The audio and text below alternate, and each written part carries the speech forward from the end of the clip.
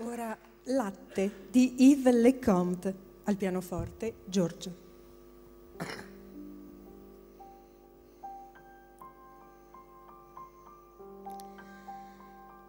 Piove senza tregua nella ciotola di latte, gocce fredde nel tepore, rose bianche. Ricorda, eravamo sotto lo stesso sole quando uno scroscio improvviso ci ha lasciati uguali e soli. Una volta il desiderio spento, uno scroscio improvviso ha cancellato la calda impronta delle nostre mani.